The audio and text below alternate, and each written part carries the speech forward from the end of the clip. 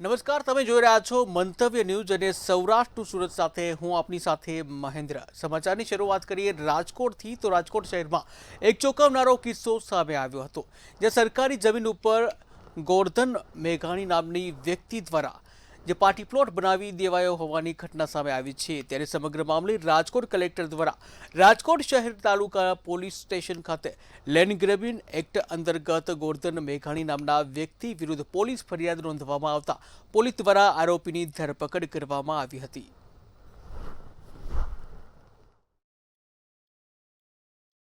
સરકારી ખરાબાની જમીન જે ગોરધનભાઈ ઉકાભાઈ મેઘાણી દ્વારા સિટી લાઇટ પાર્ટી પ્લોટ બનાવી અને તેના આગળ તેણે ફોલ્ડિંગ દિવાલ બનાવી, ઇલેક્ટ્રિક રૂમ બનાવી, મોટો પાણીનો ટાંકો બનાવી તેમજ પાર્કિંગ એરિયા બનાવી ગેરકાયદેસર કબજો કરેલ, જે બાબતે કલેક્ટર સાહેબની કમિટી દ્વારા લેન્ડ ગ્રેબિંગનો ગુનો દાખલ કરવા હુકમ કરતા તે આધારે રાજકોટ તાલુકા પોલીસ સ્ટેશનમાં મામલતદાર શ્રી દક્ષિણ વિભાગ નાઓ દ્વારા ફરિયાદ આપતા તે આરોપી વિરુદ્ધ ગુનો દાખલ કરી ગુજરાત જમીન પચાવી પાડવા અધિનિયમ 2020ની કલમ 4 અને 5 મુજબ ગુનો દાખલ કરી આરોપીની અટક કરવામાં આવેલ છે. ગુજરાત સરકારે મિલકત તબદીલીના નિયમોમાં ઐતિહાસિક સુધારા કરતું નવું બિલ 18/2026 પસાર કર્યું. હવે અશાંત ધારા હેઠળ વિસ્તારોમાં મિલકત વેચવી કે ખરીદવી સરળ નહીં રહે. પડોશીઓના મંતવ્ય મહત્વપૂર્ણ રહેશે. જો પડોશમાં કોઈ ઘર વેચાતું હોય અને પડોશીને તેની સામે વાંધો કે નારાજગી હોય તો કલેક્ટરે ફરજિયાતપણે તેમને સાંભળવા પડશે. આ નવા સુધારા પાછળ સરકારનો મુખ્ય હેતુ જૂની ખામીઓ દૂર કરી મિલકત તબદીલીમાં થતી ગેરરીતિઓ રોકવાનો અને સામાજિક સંતુલન જાળવવાનો છે. આ અરજીના સંદર્ભમાં અશાંત ધારાનો નવો સુધારા કાયદામાં અસરગ્રસ્ત અરજદારોને રજૂઆત કરવાની તક ન આપવી જોઈએ અને એમને કોઈ એનું સ્થાન નથી એવી એમની રજૂઆતો હતી અને એ રજૂઆતોના કારણે સમગ્ર ગુજરાતમાં અશાંત ધારાની મિલકત તબદીલીથી અસંખ્ય અસરગ્રસ્તોને રજૂઆત કરવાની તક મળવા ઉપર તરાપ મારવામાં આવી હતી. આ તરાપના કારણે સમગ્ર ગુજરાતમાંથી અને અમે અહીંની સમિતિઓએ વિવિધ કેસો હાઈકોર્ટની અંદર અમારા ચાલે છે અને આ કેસો દરમિયાન અમારી રજૂઆત હતી કે અમને અસરગ્રસ્તોને સાંભળવા જોઈએ, જેમને આ તબદીલીથી અસર પડે છે એને પણ બોલવાનો અધિકાર મળવો જોઈએ. હાલમાં નામદાર ગુજરાત સરકારે બિલ નંબર 18 ઓફ 2026 માં જે એમેન્ડમેન્ટ કર્યું છે એ એમેન્ડમેન્ટમાં જૂના કાયદામાં કેટલીક ત્રુટીઓ રહી જતી હતી એ ત્રુટીઓને દૂર કરી છે અને જે કાયદો વિવિધ રીતે વધારે મજબૂત કર્યો છે એ બાબતે નામદાર સરકારે આમાં વિવિધ પ્રાવધાનો કર્યા છે બિલ નંબર 18 ઓફ 2026માં.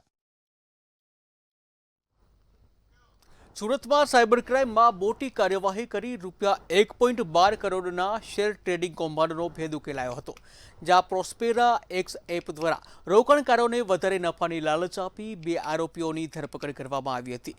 જ્યાં સુરતથી દિલ્હી સુધી ફેલાયેલા ફંડ એક જ બેંક ખાતામાં જાય અને દેશભરમાં 14 ફરિયાદો નોંધાઈ હતી. ત્યારે પોલીસે લોકોને સોશિયલ મીડિયા અને અજાણી એપમાં રોકાણ કરતા પહેલા સત્યતા તપાસવાની અપીલ કરી હતી.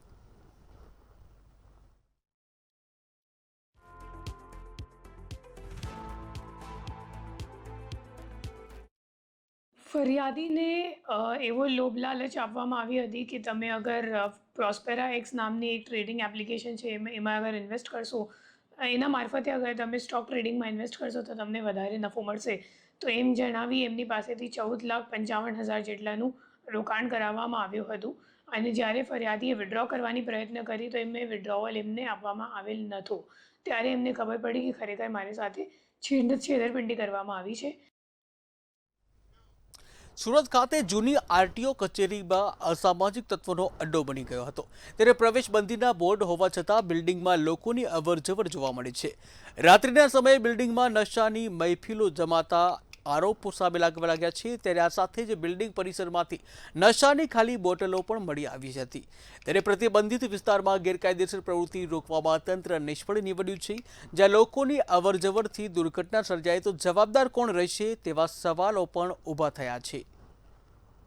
સુરત શહેરની જૂની આરટીઓ છે એ બની ગયું છે ગેરપ્રવૃત્તિને ધંધા. ખાસ કરીને વાત કરીએ કે હાલ અમે આરટીઓમાં ઉપર જોઈ શકો છો આ જૂની આરટીઓ છે ને આપણે જૂની આરટીઓને જે કમ્પાઉન્ડમાં છે તમે જોશો તો અહીંયા લખેલું છે દિવાલ પર આ મકાન ભયજનક છે, અહીંયા કોઈ પણ વ્યક્તિને અંદર પ્રવેશ કરવાનો મના છે, એટલે કોઈ પણ વ્યક્તિ અંદર જઈ શકે એવું નથી. અને ખાસ કરીને જ્યારે આપણે અંદર જઈશું તો જોઈ શકીએ છીએ જે અહીંયા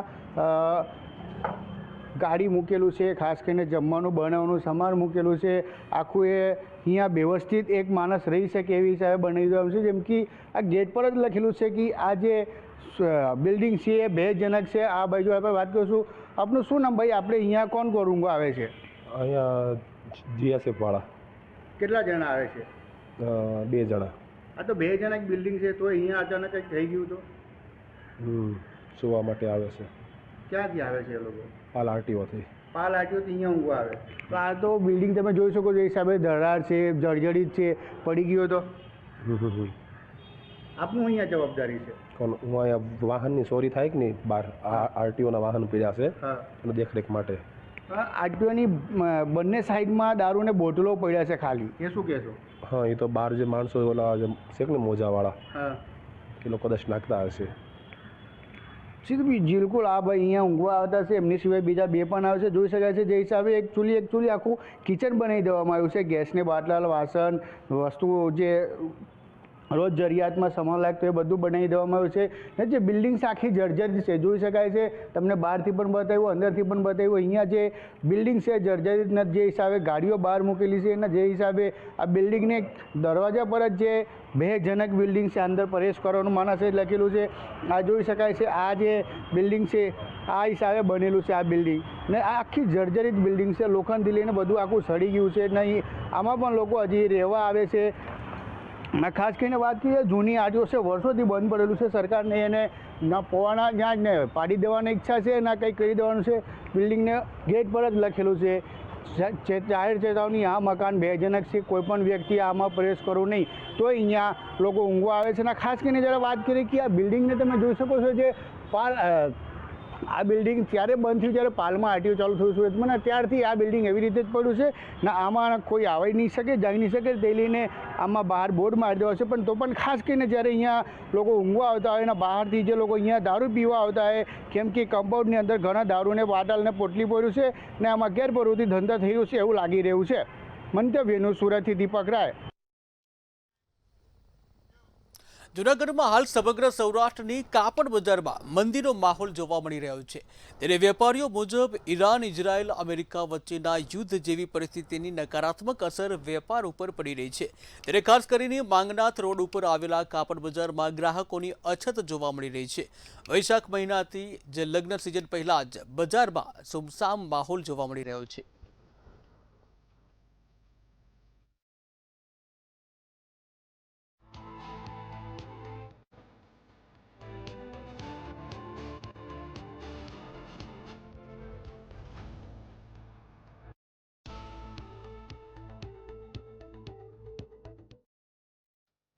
પાલિતાણામાં જૈન બાળાશ્રમમાં સૃષ્ટિ વિરુદ્ધનો જે કૃત્યનો જે ગંભીર મામલો સામે આવ્યો છે. આશ્રમના હેવાન ગૃહપતિ હસમુખ શાહ ઉપર એક સગીર વિદ્યાર્થી સાથે 3 વર્ષની દુર્ભાષિત વર્તનનો આક્ષેપ કરવામાં આવ્યો છે. ત્યારે પીડિતના વાલીએ ભાવનગર જિલ્લા પોલીસ વડા એસપી નીતિશ પાંડેને વિગતો રજૂ કરી નિષ્પક્ષ તપાસ અને ન્યાયની માંગણી કરી હતી.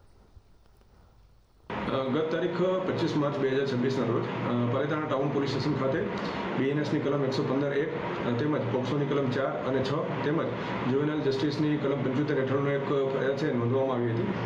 આ બનાવની વિગત જોઈએ તો એક સગીર વયનું બાળક કે જે એક સંસ્થામાં રહી અને અભ્યાસ કરતું હોય છે, તેના એ સંસ્થાના જે ગૃહપતિ હસમુખભાઈ શાહ કે જેઓની ઉંમર આશરે 63 વર્ષની આસપાસ છે, તેઓ દ્વારા આ જે બાળક છે તેને માર મારી તેની સાથે સૃષ્ટિ વિરુદ્ધનું કૃત્ય કરવા માટે મજબૂર કર્યો હોય.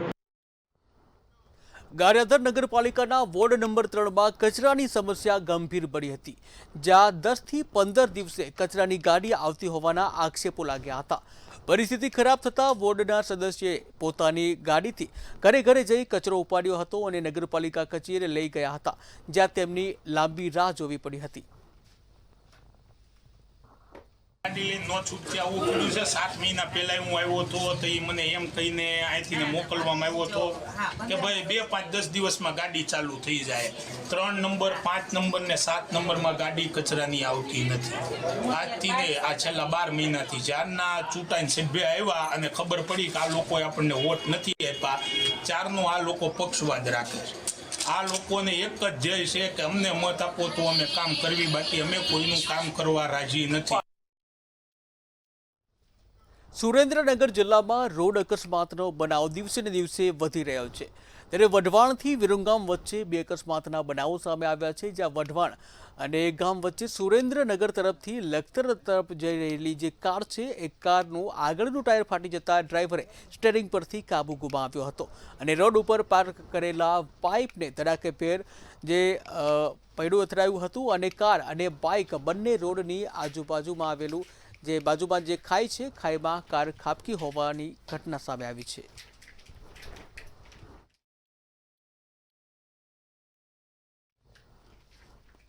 સુરેન્દ્રનગરના લીંબડીના કટારિયા ગામની સીમમાં ચોરીની ઘટના સામે આવી હતી, જ્યાં તસ્કરોએ જુનિપર એનર્જી કંપનીના સોલાર પ્લાન્ટને નિશાન બનાવ્યો હતો. તસ્કરો દ્વારા સોલાર પ્લેટોની ચોરી કરવામાં આવી હતી, જ્યાં મોટા ટીમ્બલા, જાખણ અને કટારિયા સીમમાં પ્લાન્ટ ફેલાયેલો છે. ત્યારે બ્લોક નંબર 7માંથી 45 સોલર પ્લેટોની તસ્કરોએ ચોરી કરી હતી. ચોરાયેલા માલની કિંમત અંદાજે ₹4.5 લાખ છે.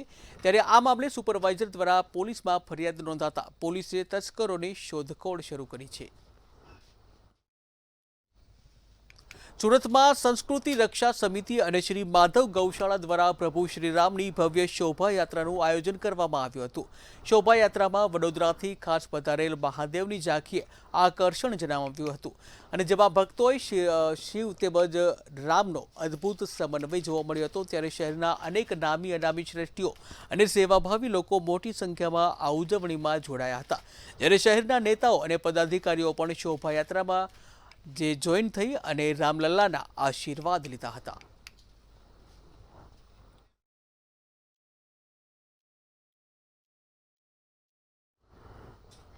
સુરેન્દ્રનગરના લીંબડીમાં આઝાદ ચોક નજીક ચોરીની ઘટના બની હતી, જ્યાં આઝાદ ચોક સ્થિત ટ્રાન્સપોર્ટ ઓફિસના તાળા તૂટ્યા હતા. ટેબલ કબાટમાંથી સામાન અને રોકડ રકમની ઉઠાંતરી કરવામાં આવી હતી. ત્યારે ઓફિસમાંથી આશરે 2.50 લાખની ચોરી થયા હોવાનું અનુમાન છે. જ્યારે તસ્કર ટોળકી સક્રિય થતા રહીશોમાં ભયનો માહોલ છવાયો છે.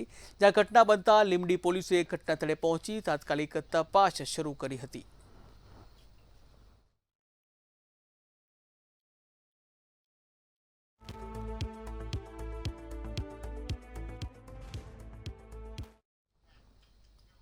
સુરેન્દ્રનગરના દુધરેજ રોડ ઉપર આવેલા શ્રીમદ રામચંદ્ર સર્વમંગલ હોસ્પિટલ ખાતે ટ્રસ્ટીઓ અને હોદ્દેદારોની બેઠક યોજાઈ હતી. આ બેઠકમાં અંદાજે 690થી વધુ બેડની ક્ષમતા ધરાવતી આ હોસ્પિટલમાં ઉપલબ્ધ વિવિધ સુવિધાઓ અંગે જાણકારી આપવામાં આવી હતી. 1975માં શરૂ થયેલી ટીબી હોસ્પિટલને હવે શ્રીમદ રાજચંદ્ર સર્વમંગલ હોસ્પિટલ દ્વારા સંચાલિત કરવામાં આવતા દર્દીઓને દરેક રોગોના ડોક્ટરોની સારવારનો લાભ મળશે. ફૂલ ટાઈમ યુરોલોજી અને નેફ્રોલોજી વિભાગની શરૂઆત કરી. એવી જ રીતના ગેસ્ટ્રોએન્ટ્રોલોજી, પેટ, આંતરડા અને સ્વાદપિંડના રોગો માટે 2 ફૂલ ટાઈમ ગેસ્ટ્રોએન્ટ્રોલોજીસ્ટની પણ નિમણૂક કરી છે અને ગેસ્ટ્રોએન્ટ્રોલોજી ડિપાર્ટમેન્ટની શરૂઆત કરી. આવી જ રીતના અલગ અલગ 19 જેવા સ્પેશિયાલિટી ડિપાર્ટમેન્ટ, આઈસીયુમાં ક્રિટિકલ કેર અને ક્રિટિકલ કેરના પણ સુપર સ્પેશિયાલિસ્ટ ડોક્ટરોની નિમણૂક કરી અને આપણે અત્યારના આઈસીયુની સારવાર વધારે આધુનિક બનાવી છે, જેથી કરીને આ જિલ્લાના ગરીબ અને જરૂરિયાતમંદ દર્દીઓની સેવા થાય. સુરેન્દ્રનગરના લીંબડીમાં પરિણીતાએ સાસરિયા સામે ફરિયાદ નોંધાવી છે, જ્યાં પતિ, સાસુ અને સસરા માનસિક અને શારીરિક ત્રાસ આપતા હોવાનો આરોપ લગાવવામાં આવ્યો છે. ત્યારે દહેજ અને આણા બાબતે સાસરી પક્ષ દ્વારા ત્રાસ અપાતા હોવાના આક્ષેપો લગાવવામાં આવ્યા છે. પરિણીતા સરકારી હોસ્પિટલમાં હેલ્થ વર્કર તરીકે ફરજ બજાવે છે.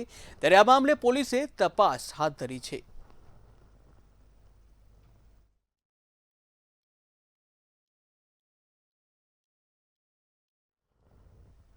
જામનગરમાં શંકાસ્પદ હાલતમાં મૃતદેહ મળી આવવાનો મામલો સામે આવ્યો છે ત્યારે રહેણાંક મકાનમાંથી મહિલાનો મૃતદેહ મળી આવતા ખળભળાટ મચી ગઈ છે ત્યારે ડિફેન્સ કોલોની રહેણાંક વિસ્તારમાંથી મૃતદેહ મળ્યો હતો જ્યાં પરપ્રાંતીય મહિલાની ગળે ટૂંપો દઈ હત્યા નિપજાવવામાં આવી હતી જ્યાં પોલીસે આરોપીને દબોચી આગળની કાર્યવાહી હાથ ધરી છે. Jamnagar city C division police સ્ટેશનમાં હાલ એક હત્યાના બનાવનો ધ્યાનમાં આવેલ છે. આ બનાવની વિગત એવી છે કે આ ગામના જે ફરિયાદી છે તેમના માતા ગત તારીખ 23થી ઘરેથી જતા રહ્યા હોય તે મુજબના એમને જાણવા મળેલું હતું. ત્યારબાદ એમને એવી વાત જાણવા મળેલી છે કે એ એમના નજીકમાં જે રહેતા વ્યક્તિ જે આ કામના આરોપી છે જેનું નામ છે વિજય વિઠ્ઠલભાઈ ઓડિચ, તેની સાથે એમના આડા સંબંધના કારણે કોઈ પૈસાની માંગણીના ધ્યાને આવતા આ આરોપી વિજય વિઠ્ઠલભાઈ ઓડિસ દ્વારા આ કામના જે મરણ જનાર છે એ મહિલાને ગળું દબાવી અને ગળાને ફાંસો આપી એ દરમિયાન કરી અને એનું મૃત્યુ નિપજાવેલું છે. જે અનુસંધાને Jamnagar city C division police સ્ટેશનમાં ભારતીય ન્યાય સંહિતાની કલમ 103(1) મુજબ ગુનો દાખલ કરવામાં આવેલો છે. સુરતના પોશ વિસ્તાર કોડદોડ રોડ ઉપર આવેલા બંધ બંગલામાંથી ચોરી કરનાર કુખ્યાત મોડેલ ગેંગના સાગીરતોને સુરત ક્રાઇમ બ્રાન્ચે ઝડપી પડ્યા છે ત્યારે ઝડપાયેલા આરોપીઓ પાસેથી ચાંદીના દાગીના તેમજ મોપેડ સહિત કુલ રૂપિયા 1.69 લાખનો મુદ્દામાલ જપ્ત કરવામાં આવ્યો છે. ગેંગનો મુખ્ય આરોપી રોહિત ઉર્ફે મોડેલ રીઢો ગુનેગાર છે અને જેની સામે અગાઉ 25થી વધુ ગુના નોંધાઈ ચૂક્યા છે. ગત 22 માર્ચે સુભાષનગર સોસાયટીના બંગલાનું તાળું તોડી 1.74 લાખ મત્તાની ચોરી કરી આરોપીઓ ફરાર થયા હતા.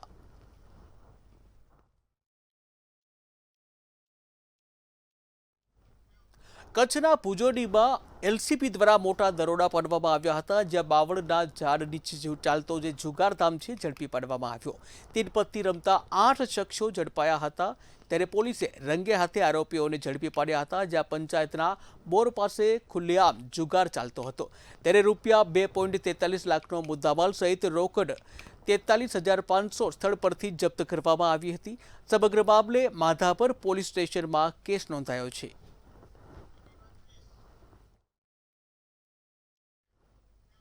કચ્છ જિલ્લામાં કાયદો અને સુવ્યવસ્થાને પડકારતી એક ઘટના સામે આવી છે. કચ્છના રામપુર ગામે મોડી રાત્રે હથિયારો સાથે આવેલા ટોળાએ આતંક મચાવ્યો હતો. ટોળામાં સામેલ કેટલાક શખ્સોએ પૂર્વ સરપંચ સાથેના મનદુખને કારણે જે 3 થી 4 રાઉન્ડ ફાયરિંગ પણ કર્યું હતું. આ સાથે જ પથ્થરમારો કરી વિસ્તારમાં ઉભેલા વાહનોને પણ નુકસાન પહોંચાડ્યું હતું. આ સમગ્ર ઘટના સીસીટીવી કેમેરામાં કેદ થઈ ગઈ છે ત્યારે બનાવની જાણ થતાં જ પોલીસ તાત્કાલિક ઘટનાસ્થળે પહોંચી હતી અને ટોળા વિરુદ્ધ ગુનો નોંધી તપાસ શરૂ કરી છે. પોલીસે આરોપીઓની શોધખોળ જે આરોપીઓ છે તેઓની ઓળખ કરી હતી અને તેમની ધરપકડ માટેની કાર્યવાહી તેજ કરી છે.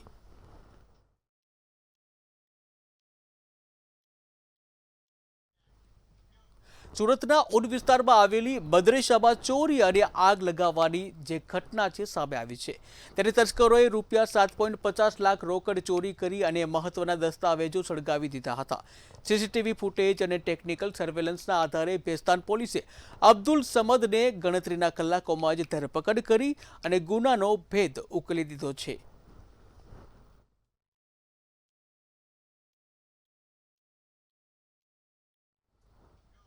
સુરત પીસીબી પોલીસે 2018માં ભાવનગરના અલગમાં થયેલી વિનોદ યાદવની હત્યાનો મુખ્ય આરોપી સુનિલ વિષ્ણુપ્રસાદ મહારાષ્ટ્રથી ઝડપી પાડ્યો હતો. આ શાતીર આરોપી 8 વર્ષથી ફરાર હતો અને તેને ઝડપી પાડવા માટે પોલીસે 10,000 ઇનામ પણ જાહેર કર્યું હતું. ત્યારે ચોક્કસ બાતમીના આધારે દરોડા પાડી પીસીબીએ આગળની તપાસ શરૂ કરી છે.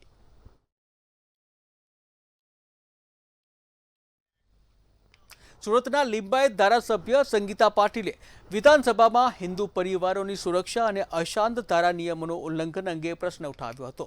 તેમણે મારુતિનગર અને પદ્માવતી નગર જેવી સોસાયટીઓમાં હિન્દુ પરિવારોને ઘર છોડવા મજબૂર કરનારા અસામાજિક તત્વો સામે કડક કાર્યવાહી અને કાયદો વધુ મજબૂત બનાવવાની માંગ કરી હતી.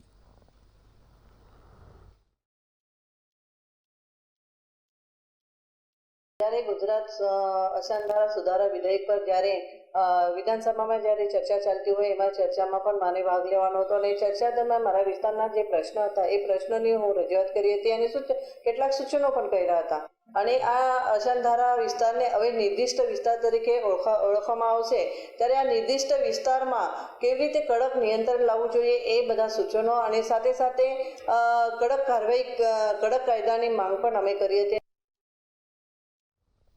સમાચારમાં આગળ વાત કરીએ તો મહત્વના સમાચાર રાજકોટથી સામે આવી રહ્યા છે। જે રાજકોટમાં સાધના સોસાયટીમાં લાગેલ આગ મામલે મહત્વના સમાચાર સામે આવી રહ્યા છે। ત્યારે સાધના સોસાયટીમાં આગની એક ઘટના સામે આવી હતી, જ્યાં પોલીસ સ્ટેશન ખાતે જાણવા જોગ જે ફરિયાદ દાખલ કરવામાં આવી છે 40 ગેસ સિલિન્ડર અને ડીઝલ ભરેલા બેરલ આ ઘટના મામલે કબજે કરવામાં આવ્યા છે, જ્યાં ફાયરે દસ્તાવેજો છે રજૂ કરવા મકાન માલિકને પણ નોટિસ પાઠવી છે। ત્યારે પાર્કિંગમાં રહેલા 2 ગેસ સિલિન્ડરમાં બ્લાસ્ટ થવાની આ ઘટના બની હતી અને જેને કારણે જે આગ લાગવાની આ ઘટના બની હતી। ત્યારે આ મામલે મહત્વના સમાચાર, જ્યાં સાધના સોસાયટીમાં આગ લાગવાની એક ઘટના બની હતી। ત્યારે આ ઘટના મામલે પોલીસ સ્ટેશનમાં જાણવા જોગ એક ફરિયાદ દાખલ કરવામાં આવી છે। ત્યારે આ મામલે 40 ગેસ સિલિન્ડર અને ડીઝલ ભરેલા જે બેરલ છે આ બેરલને પણ કબજે કરવામાં આવ્યા છે। ત્યારે ફાયરે દસ્તાવેજો રજૂ કરવા માટે મકાન માલિકને નોટિસ પાઠવી છે।